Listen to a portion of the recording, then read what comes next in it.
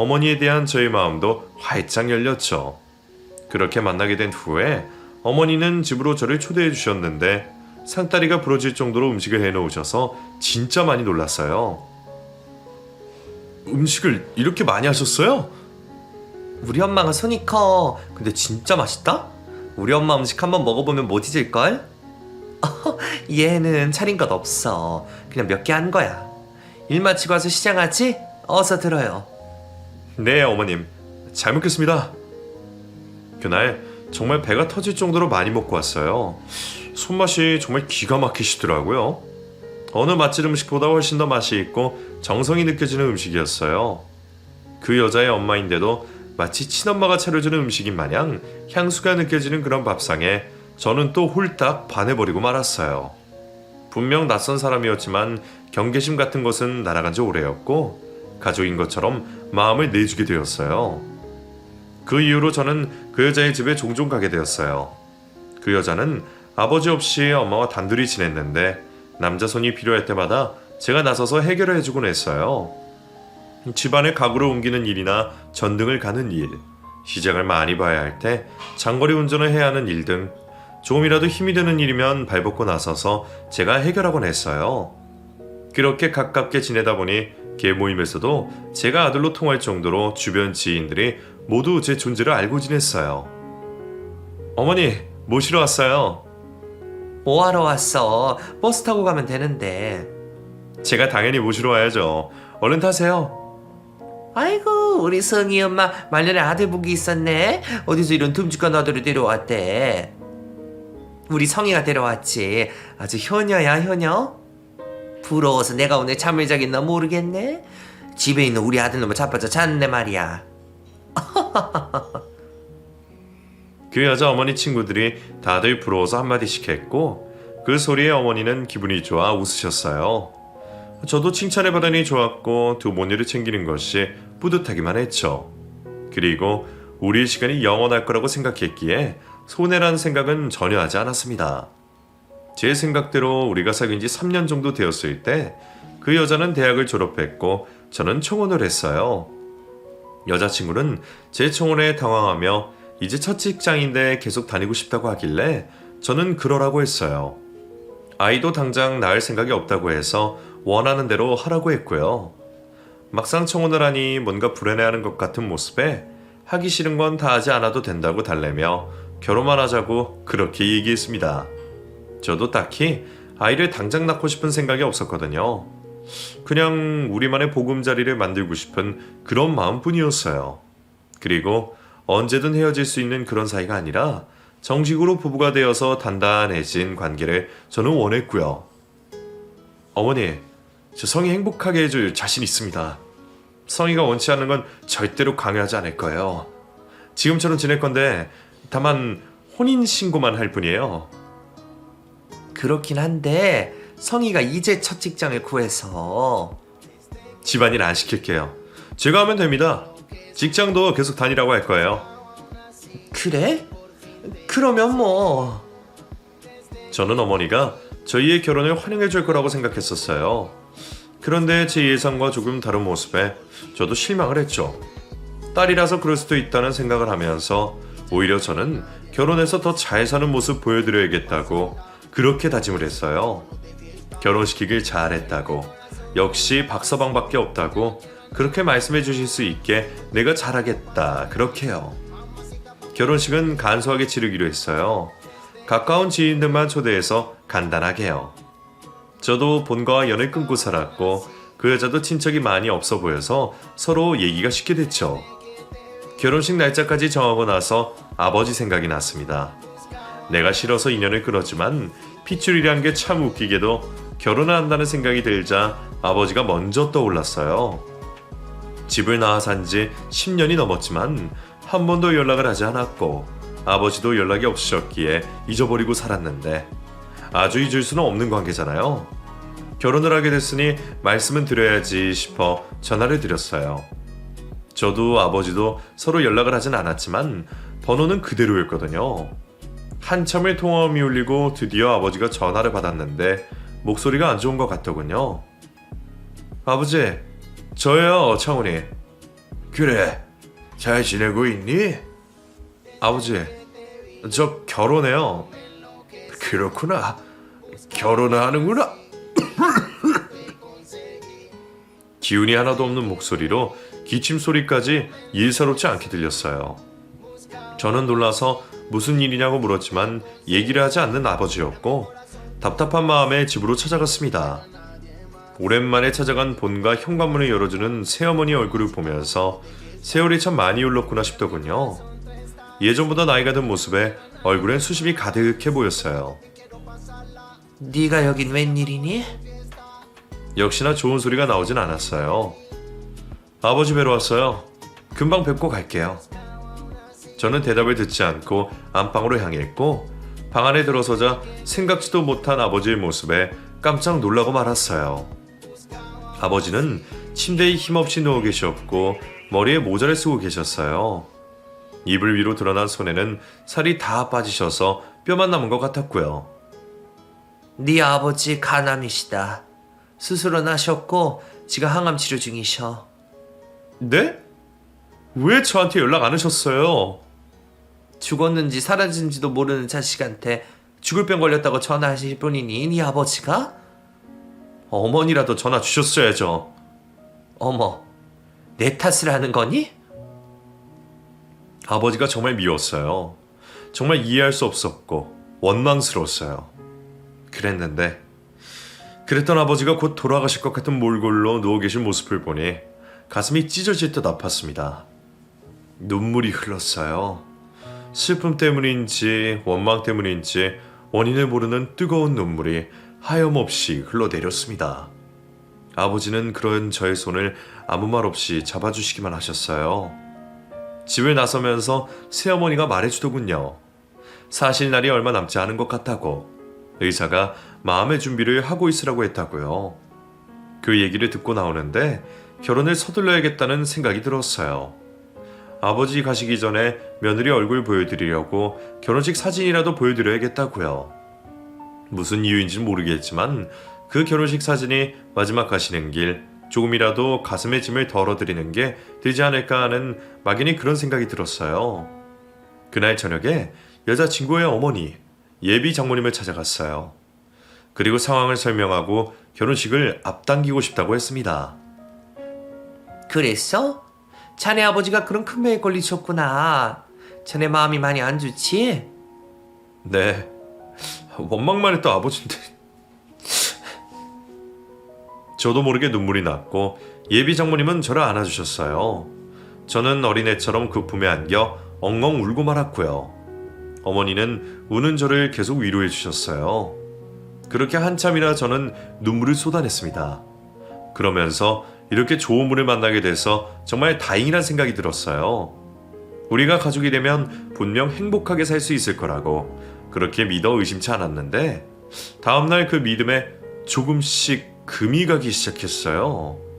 저는 제 사정을 얘기했기 때문에 당연히 결혼식 날짜를 조정해 주실 거라고 생각했어요. 그런데 제 예상과 다른 말씀을 하시는 거였어요. 자네 상황은 딱 하게 됐는데 결혼식 날짜는 이걸로 그냥 가. 내가 유명한 보살님한테 받아온 날짜라서 옮기는 건 좀 그래, 어? 어머니, 제가 말씀을... 그래, 들었지. 근데 아버님 당장 어찌 되시는 거 아니잖아? 아버님도 딱하지만 앞으로 살 사람도 중요하지 않겠어. 상황을 좀 보자고, 어? 그렇게 자기 할 말하고는 돌아서는 예비 장모님의 모습이 무척이나 낯설게 보였어요. 저와 결혼을 할 그 여자의 입장도 다르지 않았고요. 나 요새 직장에서 적응하느라 정신 없는 거 알지? 상의할 거 있으면 엄마랑 해. 그리고 나 다음 주 아버님 보러 못 가. 이번 주에 시술 받으러 가는데 당분간 일 끝나면 집에서 마사지 해야 해. 알았지? 어느 순간 제가 정말 사랑하고 믿는 두 사람이 완전히 달라져 버렸어요. 저는 그들이 원할 때 언제든 맞춰줬는데 저에게 일이 생기니 둘 다 제 상황을 외면하는 겁니다. 다른 것도 아니고 아버지 건강 때문에 생긴 일인데 하나같이 별일 아닌 것처럼 구는 모습에 저는 당황하고 말았어요. 하지만 저는 그들을 믿었어요. 갑작스러운 상황이라 다들 나처럼 당황해서 그럴 거야. 이렇게 여기면서 이해해 주려고 노력을 했죠. 다행히 아버지의 병이 차도가 있어서 원래 잡혔던 날짜에 결혼식을 올릴 수 있게 되었고 드디어 결혼식을 하루 앞둔 날이 되었어요. 결혼 전날은 따로 있어야 한다는 그 여자의 말을 듣고 저는 제 집에서 설레는 마음을 진정하며 앞으로의 미래를 그리며 나름의 계획을 세우고 있었죠. 집을 언제 사고 아이는 몇 명을 낳고 그런 행복한 생각을 하고 있는데 예비 장모님께 전화가 왔습니다. 그리고 황당한 소리를 듣게 됩니다. 박서방, 미안한데 결혼식 조금 미룰 수 있니? 네?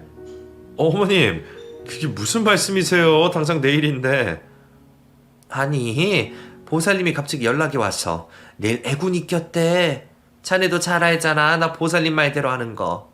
그러니까 며칠만 미룸세. 내가 위약금은 모두 낼 테니까, 어? 말도 안 되는 소리였어요. 간소하게 식을 진행하기로 해서 위약금이 많지는 않을 거지만 그래도 하루 전날 그것도 보살님 말 한마디로 결혼식을 취소하다니요. 제가 황당해서 대답을 못하는 사이에 장모님은 그렇게 암세 하고는 전화를 끊어버리셨어요. 기가 차더군요. 저는 당장 차를 몰아 그 여자의 집으로 갔어요. 도저히 납득이 안 되는 거예요. 결혼식이 장난도 아니고 제가 아버지 때문에 날짜를 미루자고 했을 때는 안 된다고 해놓고 이제 와서 해명을 더 들어야 했어요. 그래서 현관문을 열고 들어갔는데 안방에서 두 모녀가 싸우는 소리가 들렸어요. 아니, 분홍색 원피스 입으라니까. 엄마, 요새 누가 이런 색깔 옷을 입어? 흰색 입으면 된다니까. 이게 내 몸매가 더 예쁘게 보인단 말이야. 아니, 엄마 말 좀 들어. 부잣집 도련님인데 고상하게 보여야 될 거 아니야. 두 사람은 옷 때문에 옥신각신하고 있었고 듣자하니 결혼식인 내일 제가 아닌 다른 누군가를 만나려고 하는 것 같았어요. 낌새가 이상해 저는 계속 듣고 있었는데 결국엔 그 사람이 누군지 알게 됐죠. 바로 돈 많은 집안의 맞선 남이었어요. 아유, 더워. 물 한 잔 먹어야겠다. 아휴, 자네 언제 왔나? 두 사람 지금 뭐 하는 겁니까? 내일 누굴 만난다고요? 엄마, 오빠. 자네, 남의 집에 말도 없이 들어오면 어떡하나? 어머니, 성이 너 나한테 어떻게 이럴 수 있어? 아, 나 몰라. 엄마가 그런 거야. 나 잘못 없어. 두 사람은 제 얼굴을 똑바로 보지 못하고 우왕좌왕하고 있었어요. 내일 저와의 결혼식을 미루고 돈 많은 집안의 남자와 맞선을 본다고 온 방에 옷 가지며 장신구들이 나뒹굴고 있고 신혼여행에 갈 짐을 쌓아놓은 트렁크는 방구석에 엎어져 있더군요. 억장이 무너지는 기분이었습니다. 배신감이 이런 말로 다 할 수가 없었어요. 저는 방바닥에 주저앉았고 예비장모였던 여자가 저에게 다가와 달래더군요. 박서방, 그게 아니라. 시끄러워요. 에? 뭐라고? 시끄럽다고. 그 닥치라고. 저는 눈이 돌아 온 집안을 난장판으로 만들었어요. 전에 본 적 없던 난폭한 모습에 예비장모는 기겁을 하고 도망을 가더군요. 저는 여자친구에게 다가가 손에 들고 있던 원피스를 갈갈이 손으로 찢었어요. 왜 이래? 너 미쳤어? 찢어진 원피스를 그 여자의 얼굴에 던졌어요. 그리고 이별을 통보했습니다. 더라면 이상하게 제정신이겠냐? 우리 사이 끝이다. 내가 너 보내줄게. 어디 돈 많은 남자들 시집 가서 잘 살아봐. 그러고는 그 집에서 나왔습니다. 내 집처럼 들락거리던 집이었어요. 집안 전등 중에 제 손이 안 간 등이 없었고 집이 오래돼서 벽지와 장판은 내 돈으로 다 해줬어요.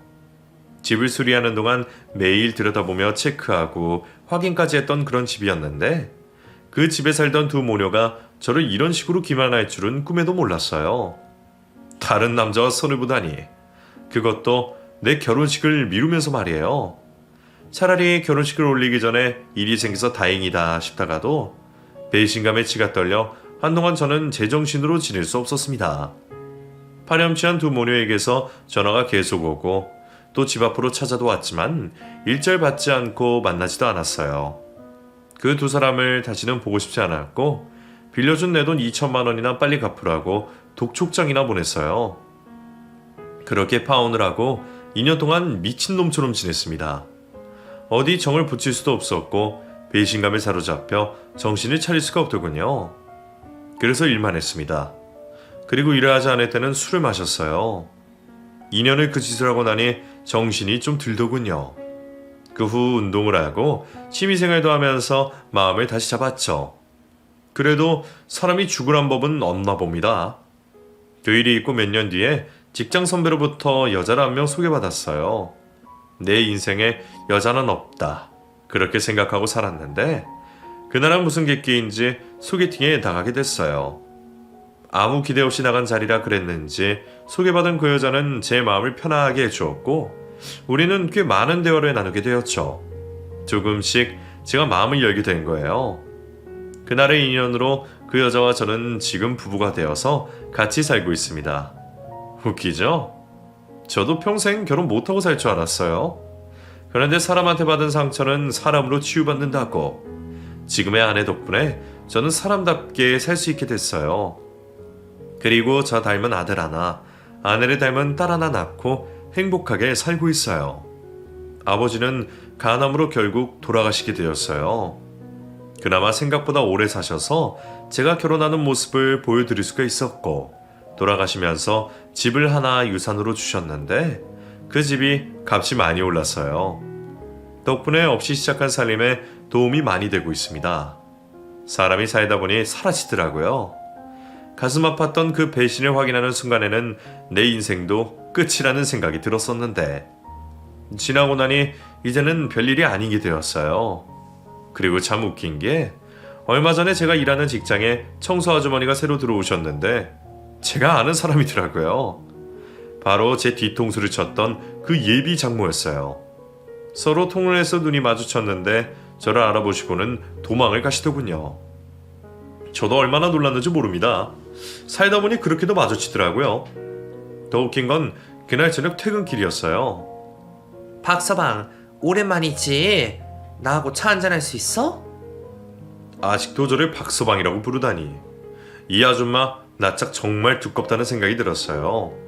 저는 시치미를 떼고 무슨 말을 하려나 해서 따라갔고 차를 한잔 시키고 본론을 얘기하더군요. 그동안 잘 지냈어?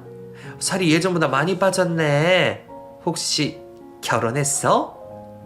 그냥 뭐 아니, 자네하고 그렇게 헤어지고 내가 얼마나 후회했는지 몰라. 우리 성희도 다 나 때문에 자네 놓쳤다고 원망이 대단해. 혹시 성희랑 연락 안 하고 지내나? 성희 얼마 전에 이혼했어. 이 미친놈이 우리 성희를 때렸지 뭔가. 아유, 속 터져. 그래서 요새 성희가 많이 힘들어해. 그랬군요. 그래서 말인데 자네가 성희 좀 만나서 위로해주면 안 될까? 내가 염치 없지만 이렇게 부탁함세. 염치 없는 걸 알면서 저한테 그런 부탁을 하는 거 보고 참 할 말이 없더군요. 그래서 저는 조용히 핸드폰을 꺼냈어요. 그리고 가족 사진을 내밀었어요. 저 결혼해서 잘 살고 있습니다. 벌써 자식도 둘이에요. 그때 제 뒤통수 안 치셨으면 큰일 날 뻔했습니다. 평생의 배필을 못 만날 뻔했으니까요. 아니, 결혼했어? 아이고, 그랬구나. 아이고, 그래. 그럼 잘 살아야지. 나 먼저 일어날게. 들어가. 얼굴이 시뻘개진 채로 벌떡 일어나더니 도망가듯 가버리더군요. 그 뒷모습을 보면서 정말 진심으로 고마운 생각이 들었어요. 그때 그 여자와 결혼식을 올렸다면 아직도 그 둘에게 맞춰 살며 하인 같은 삶을 살고 있었을 테니까요. 그 뒤로 회사에서 그 여자의 얼굴을 볼 수 없었어요. 물어보니 그만뒀다더군요. 부끄러운 건 알고 있으니 다행이다 싶습니다. 제 이야기는 여기까지입니다. 뒤돌아보니 참 굴곡이 많네요. 하지만 지나간 아픈 일들은 잊고 살려고 합니다. 덕분에 지금의 제 가족을 만나 행복하게 살고 있으니까요.